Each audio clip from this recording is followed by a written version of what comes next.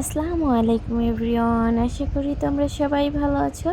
আর আলহামদুলিল্লাহ, আল্লাহর রহমতে আমরাও অনেক অনেক ভালো আছি। তো উপর থেকে তোমাদের সঙ্গে ভিডিওটা স্টার্ট করছি। আই হোপ আমাদের ভিডিওটা তোমাদের কাছে ভালো লাগবে।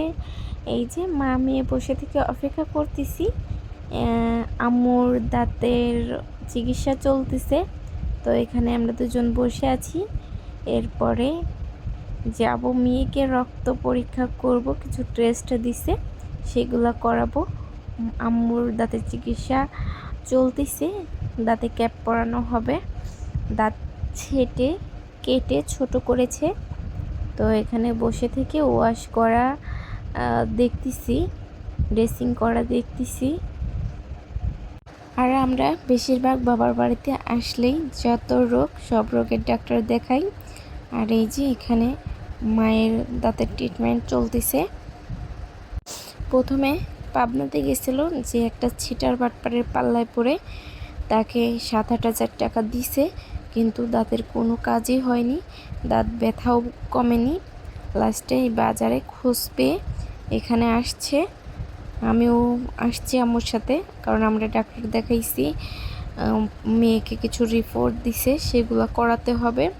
তো আসছি, ভাবছি যে আম্মুর দাঁতের ট্রিটমেন্ট করে তারপর মেয়ের রক্ত নিয়ে রক্ত পরীক্ষা যা যা দিছে সেগুলো করা হয়ে গেলে বাড়িতে চলে যাব। এর জন্যই বলে কাছে মেয়ের স্ত্রী তুই আরেক জায়গায় খুঁজতে গেলে যা হয়। প্লাসটাই যে এই আপার সাথে কথা বলে এই আপার পরিচিত ডাক্তারের কাছে আসছে, আমাদের বাড়ির পাশেই। আর এতদিন পাবনা গেছে, যাওয়া আসা অনেকগুলো টাকা গাড়ি ভাড়া, আবার অনেকগুলো টাকা রেখে দিছে, কিন্তু দাঁতের কোনো কাজ হয়নি। তো পরে সিদ্ধান্ত নিয়েছে ওই ডাক্তারের কাছে আর যাবেই না, এখানেই দাঁত ঠিক করবে। তো উনি আবার ওয়াশ করলো, সব কিছু করলো। দাঁত মাঝখানে একটা নেই, সেটা লাগাবে, আর 2 সাইডের দাঁতে ক্যাপ পরাবে। আর আমরা এখানে বসে থেকে দেখতেছিলাম কে কি করে। আর এরই মধ্যে ওনারা আরেকটা রোগী চলে আসছে, তার দাঁতের ট্রিটমেন্ট শেষ হয়ে গেছে, এখন দাঁত লাগাচ্ছে, দাঁত লাগিয়ে দিচ্ছে।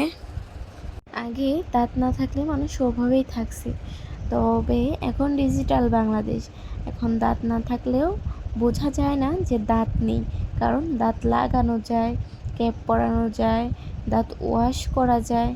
আগে কয়লা বালি দিয়ে দাঁত পরিষ্কার করছে, আর এখন ওয়াশ করে দাঁত। এরপরে চলে গেছিলাম হাসপাতালে মেয়ের রিপোর্ট দেখাতে, কিন্তু সেদিন আর হয়নি। পরের দিন আবার ওই যে সকালে এসেছি, কারণ বাসি পেটে রক্ত নেওয়া লাগবে। তো এই যে মেয়ের হাতে এখানে সুই ফুটাইছে, কিন্তু এখান থেকে রক্ত কিছুতেই নিতে পারিনি।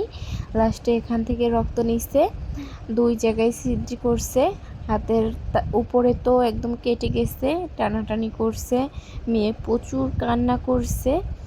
তো অনেক কষ্ট হয়েছে মেয়ের শরীর থেকে রক্ত নিতে। এই যে কিডনি হাসপাতালে আসছিলাম রক্ত পরীক্ষা করতে, এখন রিপোর্ট দিবে না, রিপোর্ট দিবে বিকালে। তো এই যে আমার মেয়ে কিচ্ছু খায়নি সকাল থেকে, না খেয়ে, আরও বেশিরভাগ টাইম না খেয়েই থাকে, তো এর জন্য তেমন একটা প্রবলেম হয়নি। আর এখানে আজকে আবারও, কালকে আম্মুর দাঁত ওয়াশ করছে, আজকে আবারও আম্মুর দাঁত ওয়াশ করবে, কারণ পেট কয়েকদিন ওয়াশ করার পরে ওষুধ খেলে ব্যথাটা কমলে তারপরে দাঁতের মাপ দিয়ে দাঁত বানিয়ে এনে তারপরে লাগাবে। আর এদিকে মেয়ে যেহেতু কিছু খায়নি, মেয়েকে একটা কেক কিনে দেওয়া হয়েছে, তো সেটাই বলতেছে আমি ছিঁড়ে দিই, কিন্তু নেবে না, নিজেই ছিঁড়বে। এই পর্যায়ে এসে যদি আমার ভিডিওর কোথাও কোনো অংশে একটু ভালো লেগে থাকে, তাহলে অবশ্যই লাইক, কমেন্ট, শেয়ার এবং সাবস্ক্রাইব করে পাশে থাকা নোটিফিকেশনের অল অপশনে ক্লিক করে দিবা, যাতে করে সময় মতো আমার ভিডিওটা তোমরা দেখতে পারো।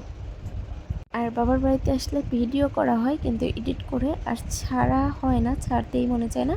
আজকের ভিডিও এই পর্যন্তই, সবাই ভালো থাকবে, সুস্থ থাকবে, আল্লাহ হাফেজ।